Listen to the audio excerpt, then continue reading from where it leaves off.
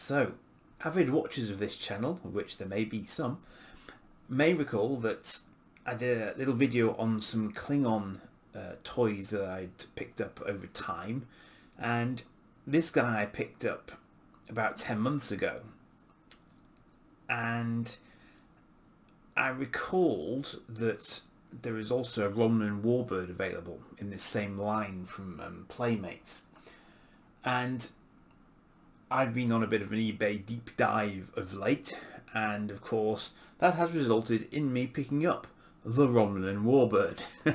So I wasn't particularly hunting for it, but as I'd got the Vor'cha class attack cruiser that you see here, I felt it would be rude not to pick up the Warbird as well. And whilst I was looking for it on eBay, I did notice that there were some other Playmates toys that were released that actually came with stands, which I thought was a nice thing to have. Unfortunately, these ones don't. These were clearly intended to be toys out and out.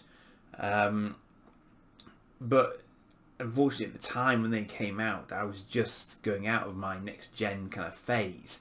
But these are really good toys, and the thing is, they are toys. They're not really models. Although that being said, I actually think they're really good models at the same time. Considering they are just, in inverted commas, kids' toys, they're actually doing a really good job of being really good, accurate representations of how they were on screen. So I just thought I'd show you the Vor'cha again, really by way of comparison, because you can see here that it's got quite a lot of detail on it and quite a few stickers on it as well, just to sort of jazz it up a bit. And it's electronic and it lights up and it makes noises. I don't have batteries in here at the moment because it wasn't quite as fully functional as this one. And this is my new acquisition, which I thought I would show you in preference to the Vor'cha. And obviously, they are sworn enemies. And they both cloak as well, which does make for an interesting battle situation, because they both got to kind of agree to fight for a fight to occur, because otherwise they just run around cloaked all the time. So the box isn't in great condition, but it's nice to have a box in some condition. So as you can see, it's quite a multilingual box. And I think this must have been for the German and British markets, whereas the previous one was actually French, from the looks of it. So this may have been designed for a slightly different market. But this obviously is the Romulan Warbird, the Deredex class ship that we first see in Star Trek The Next Generation, and it is a radical departure from the birds of prey that we see the Romulans use in the original series. It's a completely different design. There was also a time when the Romulans used Klingon-looking cruisers as well, so obviously this is a complete departure from the Klingon styles for The Next Generation as well. And I remember very clearly when this sort of first decloaked, because we hadn't seen this before, and it's really big, and yet it isn't. And I will show you what I mean, because here she is. Now, I really love the Romulan Warbird. It's a great looking ship because it is very in keeping with the Next Generation ship designs of the time. And what I mean by that is that there was a rule that governed the ship designs for Star Trek for quite a long time, and that was that in order for warp engines to work, they had to be able to see each other. So this nacelle here has to be in line of sight with this nacelle over here, and as you can see, it is, because the Romulan Warbird consists largely of what I think is called a negative space, in the sense that the ship looks quite big when you look at it from above or below, but actually in terms of solidity there isn't much, because you could literally, and indeed I think the Jem'Hadar did at times, fly a sort of runabout sized ship through a Romulan Warbird and not hit anything. So in that sense, although it looks like it's galaxy class size, in terms of internal volume, I'm not entirely sure that it was. Now, obviously, this model was not created for people like me to have a critique of it and its technical designs and the Deredex as a whole. However, as you can see, it's got the sort of the wing patterns on the the dorsal and ventral surfaces, which is nice. It lacks the colour that the Vor'cha got.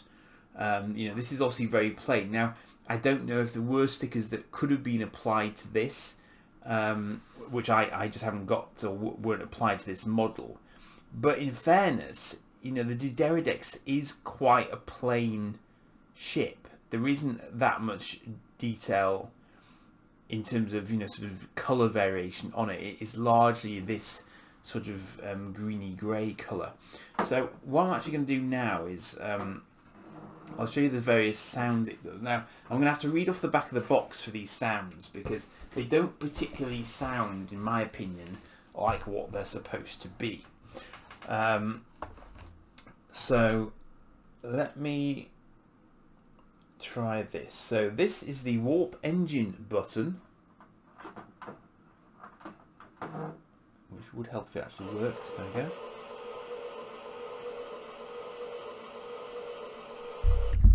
So that is the warp engine noise apparently. Now I'm going to switch this light off, just so that you can see exactly how much it does and doesn't light up. And it is trying to light up, as you can see. So the warp nacelles do light up, even now 30 years after it was made. So fair dues to it, really. This apparently is the cloaking button.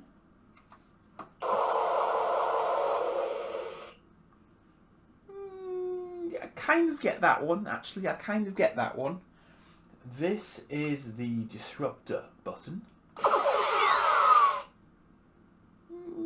We don't see a huge amount of the Romulans actually firing on stuff. They do in Tin Man, actually. That's a good episode. And they do take a few shots at the Enterprise in that episode. That feels more like a photon torpedo to me somehow.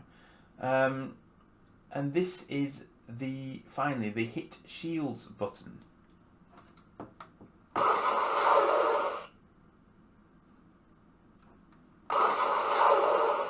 Which again is a bit sort of and I mean, in fact, I've got a more recent model which actually includes proper voice samples from Star Trek 6, and that was by Diamond Select. So in fairness, that's a lot old. It's a lot younger than this.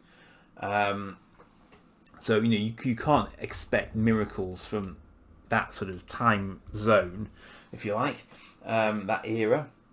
But I do still think this is a really nice ship, and I would have given my hind teeth for this back in the day, because I've got a rather nice lithograph picture, which actually I can turn around and show you. And that has sat on my wall for many a long year. In fact, it was in storage for quite a while, but it's been unpacked since. And the nice thing about that is that it's a really good sort of capture of the Warbird. So of course now I can't get my camera back right. That's better. So this is a good capture. It's a nice weight, and you can hold it at the back here really easily. So in fact, I'm surprised that they didn't put a button on there, because if I'd been them, I would have put a button on there as a trigger, because you can you can sort of swoosh it around. It's very swooshable. So obviously it has absolutely no cloaking feature to speak of, which is a bit of a shame. But that probably would have been pushing the special effects budget out a bit. But it is a really solid, it's still together for 30 odd years later. It's got the odd scratch on it, but I bought it used from eBay. This is what you expect. But the lights still work, and the sound effects still work even now. So it's a great little ship, much as the Vor'cha was, and they scale quite well together. Let me show you them together, so you can see that. I wouldn't like to say what the official scales are for these two, but you can see that in terms, if you wanted to sort of display these two together, they are pretty much of a muchness, and they don't look ridiculous next to each other at all. And in fact, I am sort of toying with the idea of displaying these next to my somewhat larger Diamond Select Bird of Prey, because they are by far and away the biggest Star Trek ship models that I possess, and I think they would display quite happily. So, you know, if you want to hunt them down on eBay, I don't, you know, they're not hugely expensive. I mean, obviously, if you get into a bidding war with somebody, then yeah, it'll be more of an issue. But I know that there are more than just these two. But it's the one sort of downside to collecting the Eagle Moss models was that they didn't release many XL-sized enemy ships. I had my Bird of Prey and I had my Romulan Warbird, which was smaller than this and tended to fall off its stand a lot. I think there was possibly a Klingon Kittinger at one point, but I never managed to track it down before they went into administration. I don't think there was a Vor'cha, to my knowledge, or, you know, Ferengi Marauder. None of these sort of really obvious enemy ships they ever seem to get around to. Now, maybe it's because other people had licenses for them. I don't know. You know, if anyone knows in the comments, obviously do let me know. Let me just take these away now, and I'll just try and show you a close-up of the box, because you can just sort of see the kind of level it was being aimed at, because they're sort of it's ostensibly it's giving you a lot of sort of detail about what's what on the actual model, but actually none of it's really necessarily. I mean, you see, it's got 4 disruptors mentioned there and a docking port, but there's nothing there. Main control bridge, I'm not even sure if that's pointing to the right place exactly. Navigational deflector, maybe, but I seem to remember disruptor beams and stuff coming out from that sort of area. Cloaking emitters, cloaking device, why would they be in different places? Aft disruptor, again, not really pointing to anything. Light up warp nacelle, well, yes, that's accurate. But that's really about as much as they're going to tell you. One of the ultimate attack cruisers, apparently.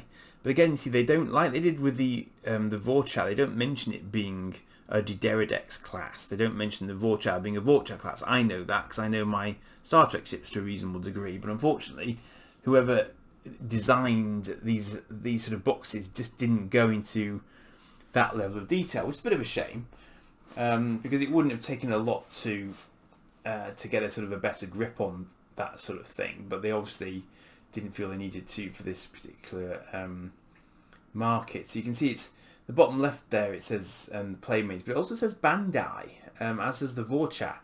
So I guess they also had a hand in it as well.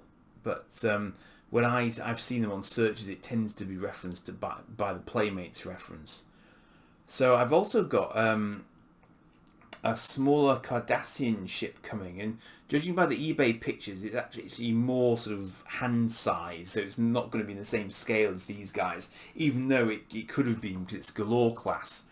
But that should hopefully give you a bit of an idea of the scale of these. You know, if you happen to want to pick one up off eBay, then obviously you could do very easily still.